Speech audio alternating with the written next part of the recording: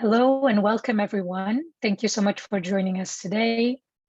This is the third roundtable in a series that we are holding in cooperation with our partners at NAPI, the North Africa Policy Initiative.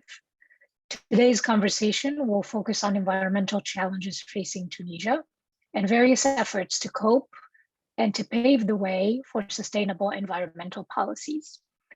We have a panel of 4 excellent speakers here today to help us understand the issue and its context in Tunisia.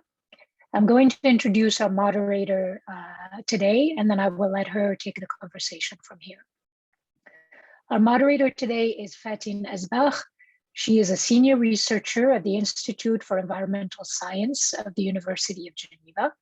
She is also a member of the UNESCO Chair on Hydraulics and the Geneva Water Hub, where she coordinates the research project titled Monitoring for International Hydropolitical Tensions.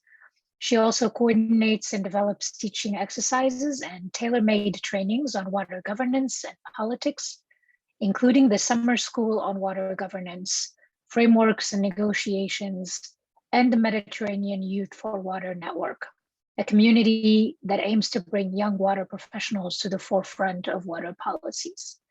And so with that brief introduction, let me thank everyone again for joining us today, and the floor is yours, Fatin. Thank you so much, Intisar. And I want to start by welcoming everyone that is joining us either through Zoom or YouTube. It's really my pleasure to be today with all of you on this roundtable hosted by the Middle East Institute and the North African Policy Initiative, or NAPI. And as Intisar said, that is part of a long series discussing different policy issues in Tunisia. So today's topic is quite broad, and it's sometimes at the forefront of many policy discussions, and it's the topic of the environment. And actually today we have 3 excellent speakers that together will try to share their perspectives on the challenges and opportunities when it comes to environment in Tunisia. So let me start by introducing them. First, we have Dr. Abid Ben Ramdan. She is a senior expert at the Sahara and Sahel Observatory, OSS, and she's responsible for managing projects on ecosystem restoration and also projects combating desertification and land degradation. Her career consists in more than 10 years as an environmental expert, and she has been working on multiple issues in Africa, from environmental monitoring to climate financing. And she's also currently working in awareness raising about the links between water and climate among youth in the Mediterranean. Then we also have with us Mohammed Walid Jamni, who is a social entrepreneur and also a climate activist. He co-founded the Beskla project, which promotes cycling as an effective and sustainable form of transportation. Walid is also a member of the Tunisian group of young negotiators, with whom he has designed and proposed policies on how to integrate youth into strategic development. He also has participated in the implementation of 2020 round of the UN Development Program of the Arab States and 4 years from now, Women and Innovators Program.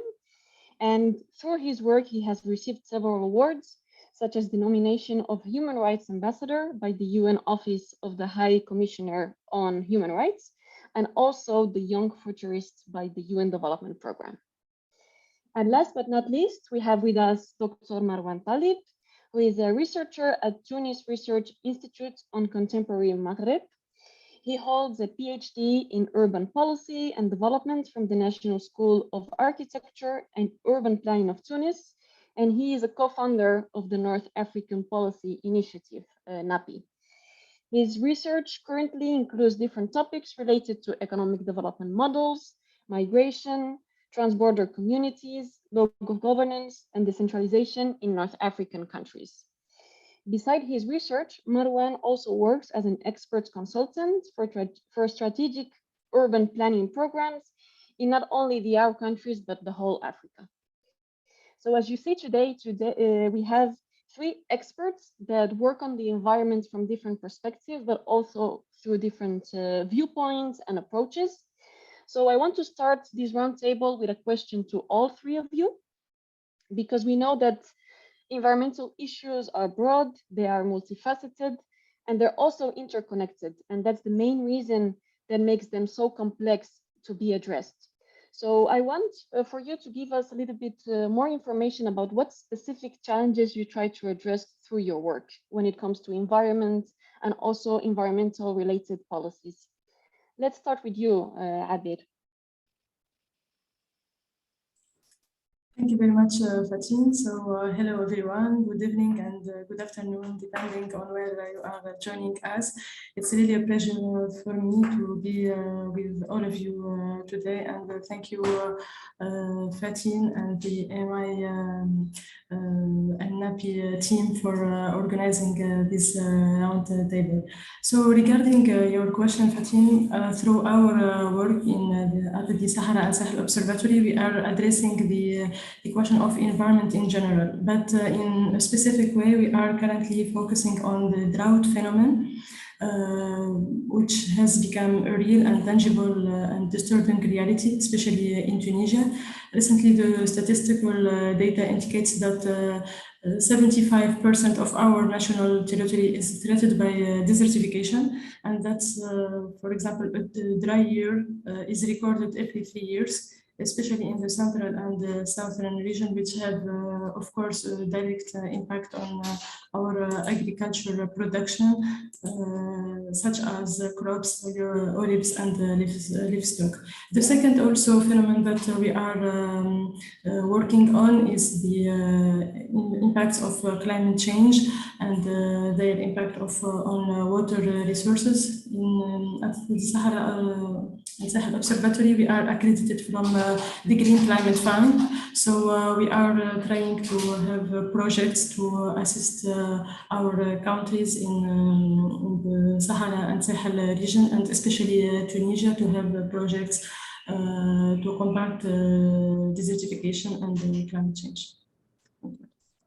Thank you, Abir. Let's move now to Walid. If you can tell us a little bit more about the work you do regarding environment and environmental policies. Hello, everyone. Good morning and good afternoon.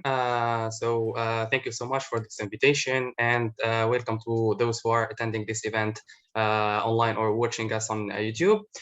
So my name is Mohamed Jomni. I'm master's student in business analytics, and I'm part of the group of young negotiators on climate change. During the past 3 years, I've been really actively involved in the climate action when it comes in my hometown, Jerba, or in Tunisia. So I tried to follow my passion from maybe joining my bachelor's degree since 2017. To start with, actually, I would like to cite a research made by the Intergovernmental Panel on Climate Change that provide policymakers with regular scientific assessment on climate change and its implications. And that said that the current climate change is unprecedented.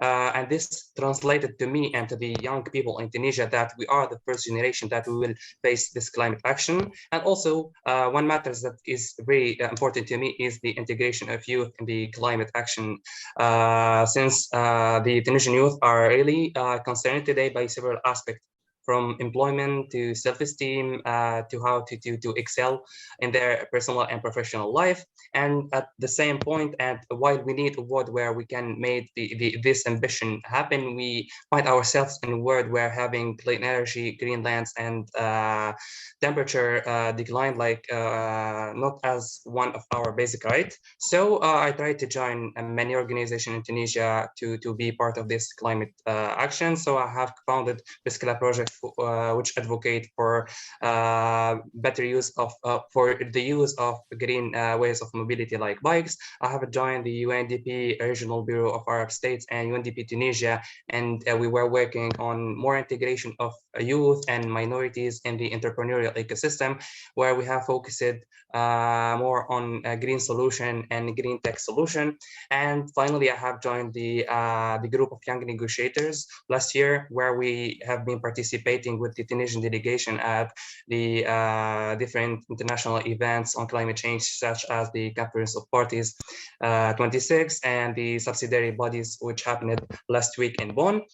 And our main goal within this group is first to include youth in the development processes of the strategies and in the decision making. Also, we were advocating for having an educational reform that matched today's reality and concern, and that enables future generations to be prepared for the new circumstances and advocate for their rights, when it comes to the environment. And finally, to have an entrepreneurial ecosystem in Tunisia and also in the MENA region that assists youth in experimenting their innovation and boost their project or their startups growth with well-adapted strategy to this new reality via endorsing adequate policies as well as sustainable infrastructure.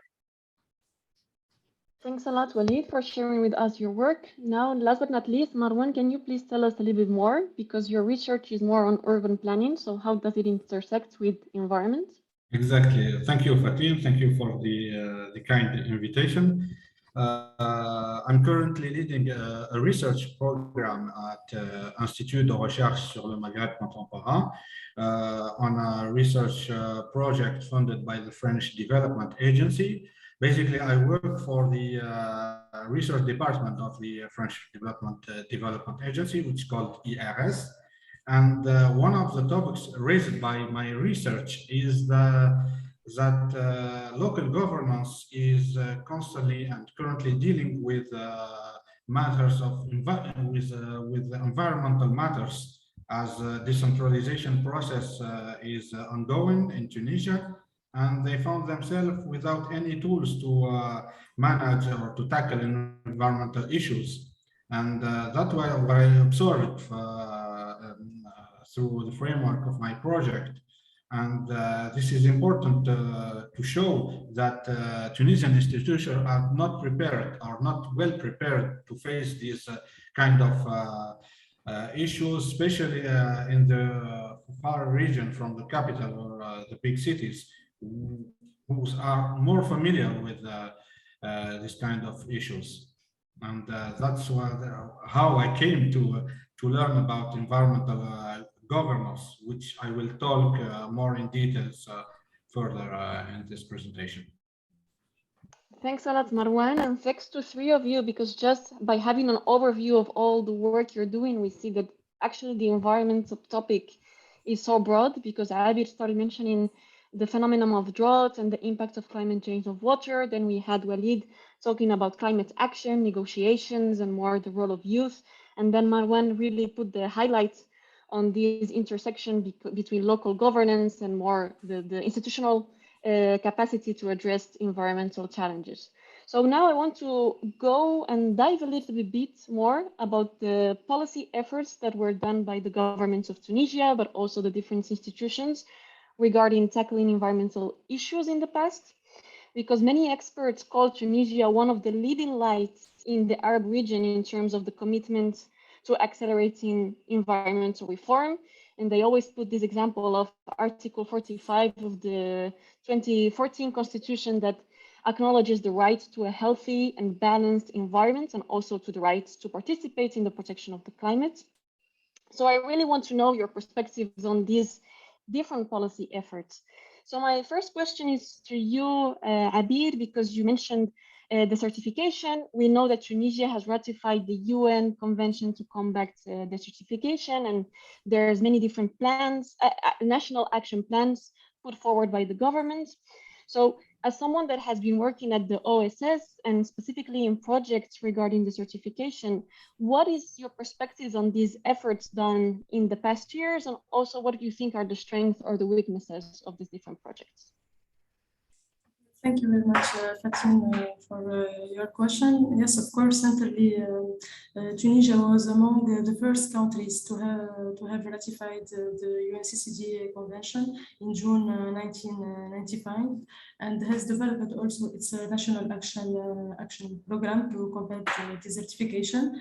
And recently, for example, our country celebrated the International Day to combat desertification on 17 June and the drought, under the slogan of working together to overcome the drought crisis, to enhance public awareness of the importance of concerted international and national efforts to reduce the effect of droughts on natural systems and local economies. In line with the global trend also to restore degraded lands, Tunisia put the national strategy to combat desertification for the period of 2019, 2018, and 2030, included a national goal to neutralize the land degradation of the area of 2.2 million hectares by 2030 through the implementation of structural strategies related to forests, conservation of water, soils, wetlands, and the development of sustainable agricultural activities in various regions. But from my point of view, all these efforts are very well, but they are still limited, and we need more efforts on ground and to valorize local initiatives and the youth work if you want really to attain this 2 million of hectare restorated. Thank you, Abir. Thank you, Salat. And this goes in line also to my question to Walid with this youth integration, because many times when we think about environmental policies, the first answer is to invest more on technological innovation. So there's a lot of solution about improving water efficiency and so on. But I would like to know your perspectives as someone that has been engaged in climate negotiations, climate finance, and also the transfer of technologies. What do you think about this emphasis on technological investments, and what we would say are the shortcomings in addressing the environmental challenges in Tunisia? So thank you so much, Fatin, for this question. So as you have said, innovation and technology are playing an ultimate role to combat climate change nowadays for a healthier planet. And without urgent action that focus on green transition, the goal of 1.5 degrees Celsius will not be achieved as the IPCC report has mentioned it. So we can see clearly the importance of technology nowadays through the different modality or strategies that technology are deployed. So we can, for example, see the importance of AI, machine learning, communication technologies, which have potential to enable other industries and other sectors to move toward a low carbon economy. Also, many other technologies such as IoT, which are giving us many possibilities now to participate in the climate action. And in Tunisia, in today's rapidly changing world, the ability to seize opportunity is important. And Tunisia has been actively prepared for seizing this kind of opportunities to emphasize its interests and its climate policy, and it has committed on the national and international level. So when it comes to the national level, the past quarter has seen the expansion of Tunisia partnership with many international organizations in the field of climate change, and new avenue of cooperation has been explored between the Tunisian Ministry of Environment and other agencies such as the National Agency for Energy Management, or for example, the International Renewable Energy Agency, IRENA, on the other hand.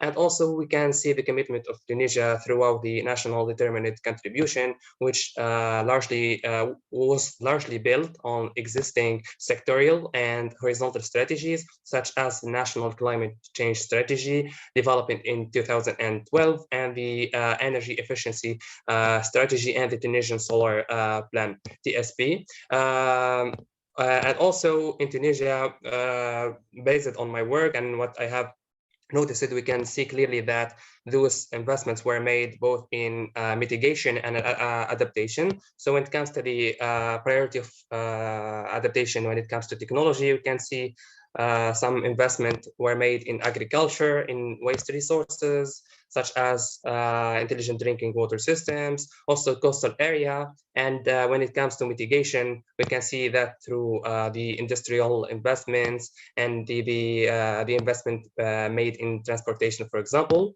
And finally, also, we cannot forget the importance of the Tunisian startup ecosystem, which has explored different technologies such as artificial intelligence, cybersecurities, as well as solution in robotics. and there have been an increase in fintech, logistic, and health solution after the COVID-19 pandemic. And this what made Tunisia continue to explore the deep tech, and it could make the country a destination for frontier tech founders with its supportive tech ecosystem and welcoming regulatory employment. And on the international level, Tunisia has committed on the negotiation when it comes to the UNFCCC negotiations, as it has agreed to finance the phasing down on fossil fuel industries and low carbon growth by backing clean technology and renewable energy.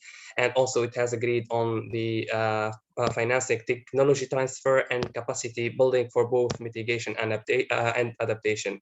Yet there's still an important gap we can see clearly between the ambition required for meeting the Paris Agreement and the current level of climate action. So therefore we need moonshot thinking that to bring about the necessary move from incremental to transformational climate ambition and action. And we need to expand the innovation space and complement the incremental sector focused and problem-oriented approach to innovation with a transformative need focused and solution-oriented approach and innovation. And that could be only done via having a green, resilient, and inclusive approach to sustainable development. Thanks, Walid. Interesting, this idea of moonshot thinking, no, to start to changing the paradigm from incremental to transformation. Thanks for this gap that you have shared with us. Now to Marwan, because you have said now as a researcher, you know that the role of research and science is more transversal when it comes to dealing with the environmental issues. It's basically the basis for generating and sharing knowledge, and the government of Tunisia has been putting forward different research and innovation programs. And but I would like to know your perspectives on these programs. What are the weaknesses? What are the strengths? And also, if you can tell us more about this collaboration that you're doing with the French Development Agency. Thank you, Fatin. Well, it's a very broad topic that I'll try to handle it. I'll speak first of all about the relationship between research and public policies or public strategies on environmental protection, which is important to raise here because I think it should be noted that even if the scientific research emanates from the state, it's public in Tunisia. The fact remains that it is divergent and sometimes even breaks with the public policies or the way the state think about environment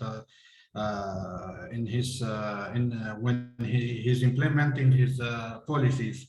And here, please don't get me wrong, because research in environment in Tunisia is at an excellent level, as shown by the many projects we had with northern countries, universities, and the numerous funding obtained by Tunisian research laboratories, especially in environmental projects like H2020, European Research Council project, the PHC project, or Erasmus project. So we had a lot of cooperation with European countries, and that shows that research in environment Tunisia is at its best condition. However, everything that relates to blockages, which they are legion in Tunisia when dealing with the state, and you know that in other North African countries, these blockages between universities, research, and the world, and the action of state in terms of public policies for the environmental protection must not hide, I think, the loss of environmental protection vision in Tunisia and for the biodiversity preservation.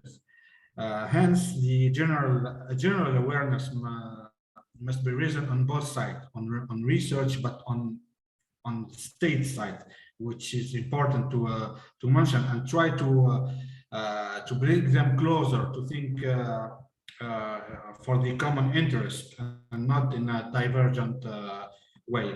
That's what I think. And since I think the 2011 uprising, I think we lost at a part of, we lost this environmental vision, as it was like the Ben Ali's regime took legitimacy from bringing always up the environmental policies and the quality of life. That was part of the etiquette of the regime. And I think that is lost after 2011. And in this perspective, I don't know if I have the time. I have two recommendations about that. The first one is that research will inevitably face unknowns. It is in its nature to face the unknown. And research and researchers will face criticism, doubts, which I face myself, about the relevance of their approaches, their methods, their very existence sometimes here in the Tunisian context at least. And we must, and they must integrate these obstacles as a natural part of the research package in Tunisia, especially when we are dealing with environmental issues. And I think even if our research would end up in the libraries of universities or in the drawers of the political and administrative decision makers, it should be noted that the rare exception where the state is rather receptive to scientific research is when the public institution in charge of this environmental issues is associated in the research program. Which is important to say, because it helps to have a public organization or public institution involved in a research program. And this is due to, you say that Fatim, that is environmental issues are very complex, and I think when the environmental issue is dealt with, must be dealt with a different level of governance and with many institutions at one time. And this fragmentation could be prevented by associating all the institutional stakeholders in a framework of a research program. It's more neutral. Do you understand me? It's more neutral. So they will involve, we will get their involvement more easily than in an official inter-cooperation between two public institutions.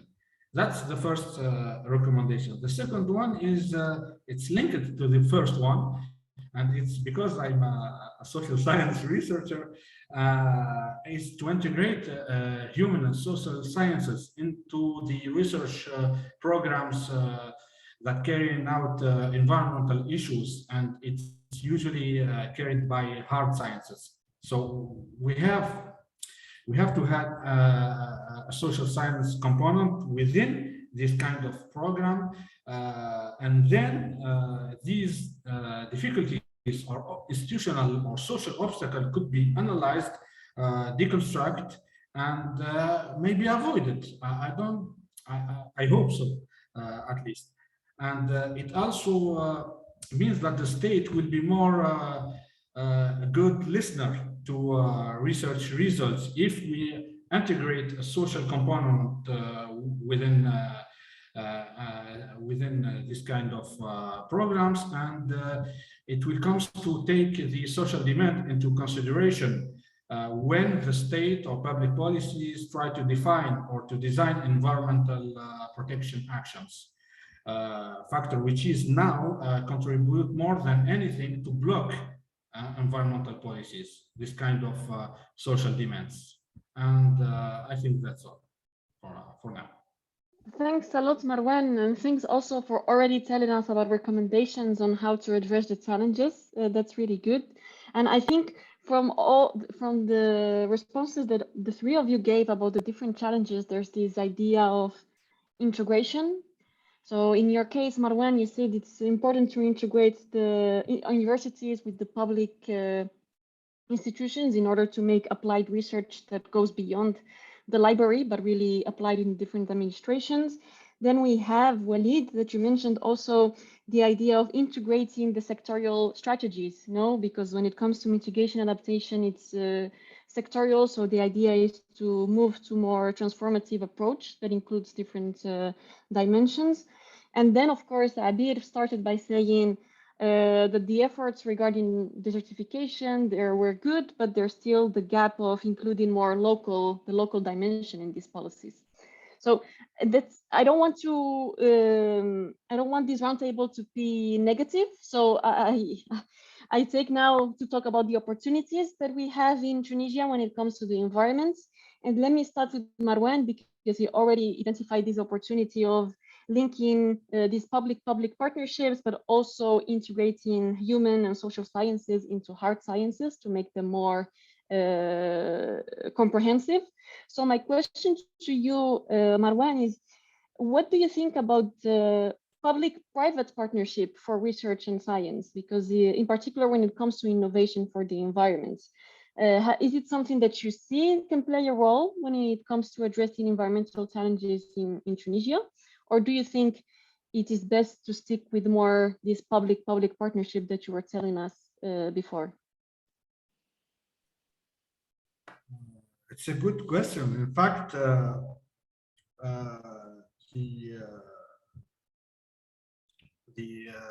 what we call the societal responsibility of private sector lacks of jurisdiction and the legal framework to work with it, and that's prevent or forbid them to be involved in funding environmental research programs. And I think it's something we have to work on, especially in the new constitution, or a new regulation must be developed, because we miss a lot of opportunities, and I admit it, as a researcher, we miss a lot of funding when we are forbidden to deal with the private sector this way. And a lot of modern countries base their entire research program on private sector funding, which is a pity. I just want to say for Tunisia. But I'd rather also talk about the gap as I see it in environmental related research in Tunisia, and the opportunities also that we might miss. What I observed so far is an absence of funding, which is 100% Tunisian, and that I think that conditions the themes of research to those that remain a priority for our country, but they are actually chosen by the northern universities, which fund this kind of programs, and which the social aspect and anthropogenic aspects, they can't see these two aspects because of cultural differences are great, and there is a gap between North African country culture and the European culture. So you see my point here, that the funding guide what we are doing research on, and I don't think it's a sustainable way to do research, especially in environmental issues, which we are concerned with more urgently. And hence we find that the most represented themes are climate change, management of sensitive or vulnerable environments, arid environments like my colleague just described, forest, island, coast, the management of water scarcity. But the themes of thematics of industrial pollution and the management of urban waste are not, I think, sufficiently incorporated into international research programs concerning Tunisia. Otherwise, disparities still exist between Tunisian universities, where we find the best equipped laboratories at the University of Tunis, of course, Sfax and Monastir, against a more modest contribution from the other Tunisian universities in the region. And from my final perspective, the question which I studied for the French Development Agency, and now I'm answering your question, your first question, that is the question of environmental governance are apprehended as an operational and non-legal posture. It's a new thing in Tunisia. It's a new approach. But it is only handled by foreign researchers and rarely by Tunisian, as I observed as a social researcher here in Tunisia, but based in the French Public Institute, Research Institute. And that's, I think, it's due to the lack of the DRG posture, which stands for Democracy, Right and Governance posture in research. And that has long been lacking in environmental and social sciences because of the dictatorship, which is slow to integrate into the study of environmental policies and the question of diversity of models of the biodiversity protection and more importantly, their acceptability by the public authority in Tunisia. You see my point here that this DRG component in environmental issues, which are two lines which never cross, they must cross. We have to integrate a cross-cutting approach between these two thematics, because we need a layer we need the DRG layer before handling or tackling environmental governance issues. That's what I think, and that's why I wrote for the research department of the French Development Agency as a conclusion of my work. Yeah, thank you, Marwan. And before moving to Walid and Abir, what do you see the opportunity here in Tunisia when it comes to putting the layer of the democratic governance into the environment? Do you see it something that it can be done in the near future? Yes, it started basically with territorial protection. I just have an example in mind, which is the marine protected areas in Tunisia. Tunisian government tried to implement this kind of areas in 2009 by a vertical and authoritarian way. They did not succeed. And they tried another time in 2013 or 14 by establishing a management plan for this marine protected area, and they failed again. And now they're trying a participatory approach and dealing with fishermen, with local inhabitants, with local population in a participatory approach, to have their opinion, to define and design the boundaries of these marine protected areas that respect the traditions and how population used to see the sea and to do fishing, to fish and to go to this island to respect cultural tradition. There is what we call a marabout in these islands. So when they started doing, they started doing it in 2019, and now they are in the middle of the process to integrate, to foster this DRG component into a marine protected area environmental policy. And now we're starting to see results on that and more acceptability. That's what because I think this is important to layer this DRG component before starting thinking about and tackling environmental issues. Yeah, thank you, Marwan. And also thank you for sharing with us a concrete example when it comes to this participatory approach to marine protection. So thank you so much. Now let's go to Walid, because Marwan mentioned this gap when it comes to funding of research and also the gap of involving the private sector in research. But I want to know more what you think is the opportunity when it comes to entrepreneurship, because we know that entrepreneurship can play a role in addressing environmental challenges, especially if the entrepreneurship has a social component. And you, as you're a social entrepreneur, if you can tell us more, what's your perspective on the opportunities that lie in Tunisia? Okay, thank you so much for this question also. So in the past 5 years, we have in Tunisia, it has been a lot of change when it comes to the entrepreneurial ecosystem.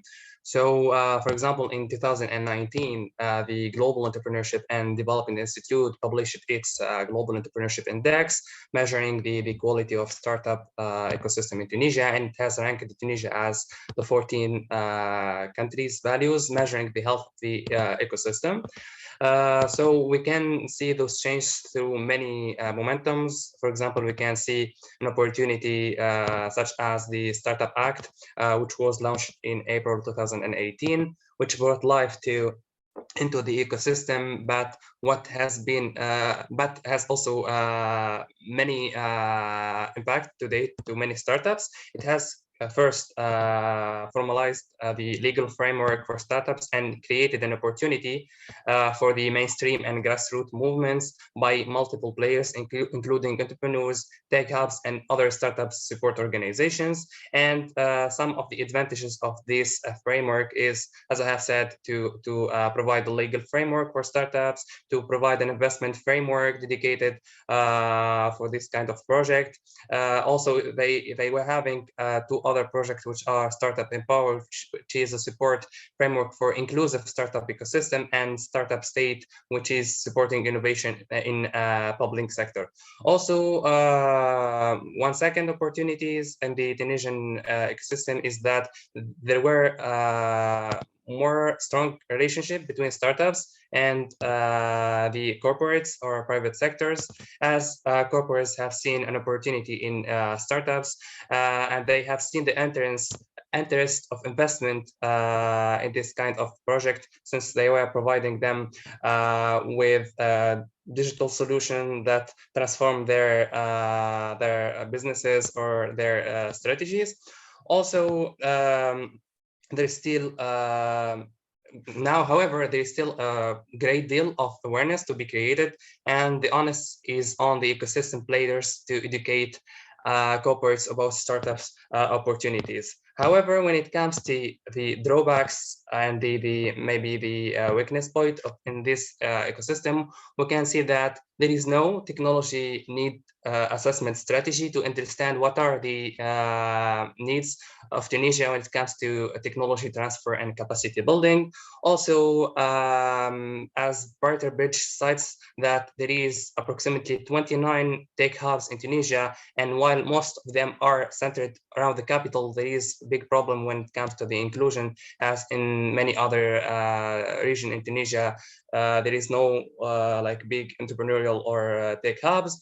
Also, when it comes to the training provided by accelerators and incubators, sometimes we are missing the training dedicated to grassroots innovation, and the only focus is on the mainstream startups that are providing scalable and technological solutions. So we are forgetting the grassroots innovation that are growing in the local area.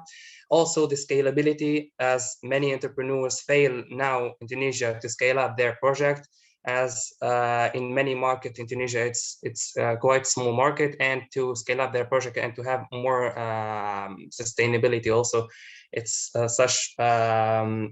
it's a remaining problem that the ecosystem should work on. So what to do better now?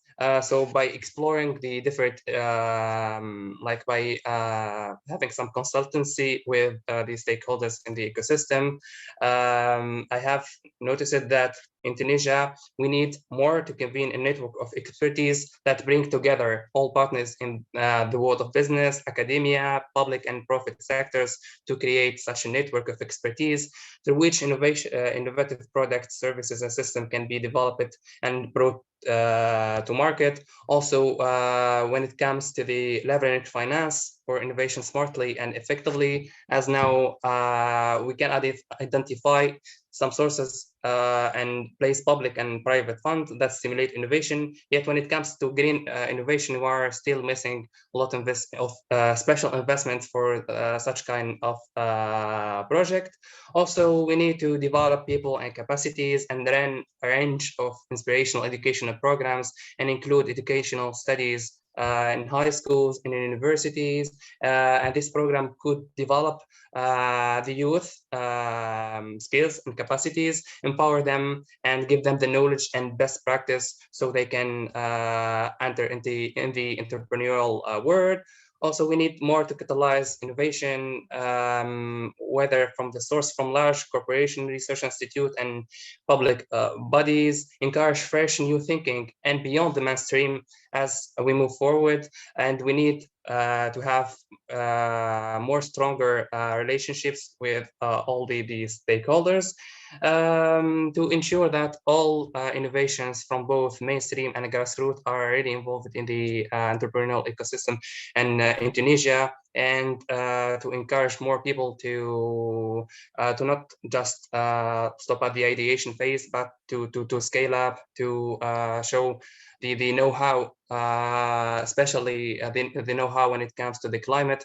And by so, I believe that we will have maybe more investment coming to Tunisia when it comes to climate finance, green finance, and also we'll have like more capacity building programs in Tunisia that would help whether youth or any other part of the society to be integrated in the climate action. Thanks a lot, Walid. Thanks for sharing with us also the opportunities when it comes to catalyzing innovation, in particular grassroots innovation that you mentioned that is something missing, but it's good to hear that there's the opportunity there when it comes to the entrepreneurship ecosystem. Now I want to move to Adir because you mentioned already before this challenge of not including the local dimension in the different policies, tackling desertification. So my question to you is, what opportunities do you see when it comes to local ecosystem restoration and also rehabilitation initiatives in Tunisia? Is it something that is already taken into account or will be taken into account in the near future? Thank you very much, Fatin, for your question. And thank you for Mohammed and Marwan. I really learned a lot of efforts in entrepreneurship and the local also policies. So regarding your question, Fatin, I think that advocacy and awareness raising it's really can help the policies to have the essential requires to support local ecosystem restoration and rehabilitation initiatives. And for example, recently, that's why recently the international community approved the United Nations decade 2021-2030 as the restoration of ecosystem decade. And that's in order to achieve a global goal that enable improving livelihoods and reducing the effects on climate change and the decline of biodiversity. In Tunisia, especially through the several projects and many youth initiatives, I think ecosystem restoration could be a really a good opportunity to benefit from the ecosystem services on which our population and nature depend.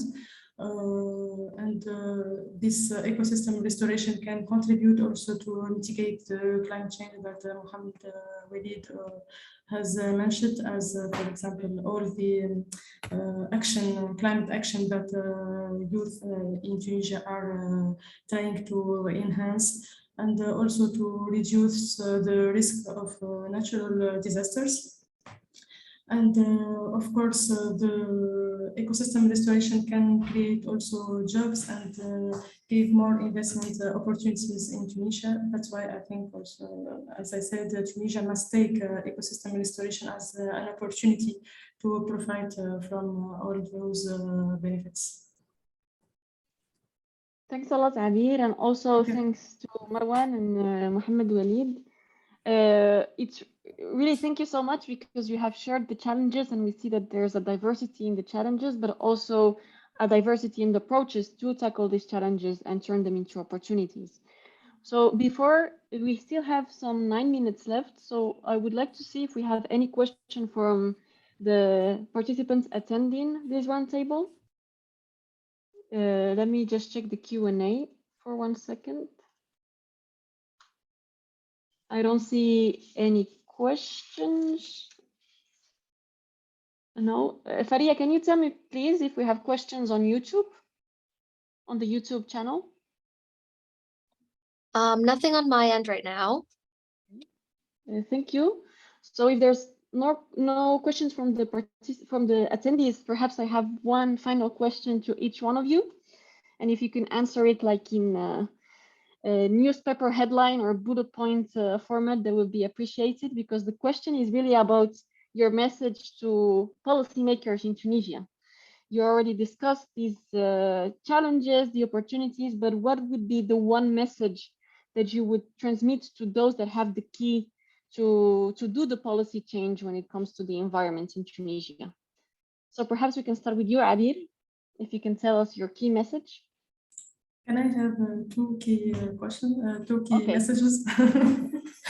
Thank you. So I have, from my perspective and from my experience of work, I think the two key messages that I want to transmit of all the policymakers is to enhance cooperation and partnerships, and to provide the necessary tools for youth and the local population to support the resilience of all these natural challenges that our country are facing. And the second key message is to consolidate also the results of the scientific and technical research, because I really liked, Marwan, what they said about the scientific and technical research. We must really valorize all these results to help the decision making process at the political level, and to integrate these environmental issues into the country's development strategies. Thank you, Abir. Let's go now to Mohammed Walid, if you have one or two key messages to policymakers. Okay, in so Tunisia. yeah. So as a young negotiator in Tunisia and as a young activist in climate change, it was a really good start, like to have such kind of group in Tunisia, which and give the opportunity to youth to hear from them, to hear their voices, to hear from their suggestions on the national and international level. And that's a good start. Yet we need to build on that opportunity that was given to us, since as young people, I really saw that youth are really keen now to do more when it comes to climate action. They are environmentalists, they are scientists, they are entrepreneurs, they are active in the field they are good at. So we need to build on this opportunity, to build also on the connectivity of youth in Tunisia and in the MENA region, to connect, to share ideas, and to move forward with our voices. So as a young negotiator and also as a young activist, I believe in the next period we'll be working more now on encouraging the government, all the stakeholders, to work together so we can create a new concrete and feasible and transparent decision-making process that include more inputs from different stakeholders in order to promote sustainable and flexible decision-making, and also to provide meaningful mechanism for youth involvement in the design, implementation, monitoring, and evaluation of key climate and environmental policies following the principle of meaningful youth involvement. And I think by so we can progress and we can make all like stakeholders involved in the Tunisian environmental ecosystem, and we can have very good progress in the future. And I'm optimistic about that. This is good. Thank you so much for this key message to policymaker, but from the also being optimistic about it. So last but not least, Marwan, you already gave us recommendation, but what would be if you had here with us a policymaker, what would you tell him or her? Well, since I already did, but they didn't listen. But first of all, we have to foster the idea of community in Tunisia, because it's the base on which environmental policies will be implemented, and to prevent having social resistance to these environmental policies, we have to rebuild communities at the local level, to rebuild these bonds between people, and so they could use natural resources in a sustainable way. That's all what the scientific or new scientific literature is telling us about the technical ecological knowledge, which has to be preserved as a local heritage. And these sustainable ways of using natural resources, I think they might help designing and implementing environmental policies from national to a local level. That's what I always told here, decision makers here, my fellow colleagues, researchers, and what the fieldwork showed me as a result, because I think Tunisia is going through a grassroots change that will affect for generations to come people. And the point mentioned by Mohamed Walid about civil society, I think it's a crucial point there. I think civil society is a nexus that will let us to rebuild communities at a local level. Thank you, Marwan. Thanks for this key message. And even if you already shared it with policymakers, I hope that this time they will listen and apply it. And let me, because it's already time to close this roundtable, but I want to, before I end, thank you, each one of you, Abir, Mohamed Walid, and Marwan, because it's been interesting to hear your perspectives on the environment in Tunisia. And what emerged from this roundtable is this idea of strengthening partnerships, strengthening the local dimension and civil society, consolidating research and translating it into public policies. And then again, this idea of youth and integrating different perspectives into all these different processes. So thank you so much for sharing with us your perspectives. I hope they don't fall only on YouTube, but they actually serve as a first step to take these opportunities into the policymaking arena. And with that being said, I want to close this roundtable and also thank the Middle East Institute and the North African Policy Initiative for organizing the roundtable and also for inviting me to moderate it. So thank you to all of you, and also thank you to the participants and attendees. And I look forward to hearing from you in the future. Thanks a lot. Thank you. Thank you so much. Thank you.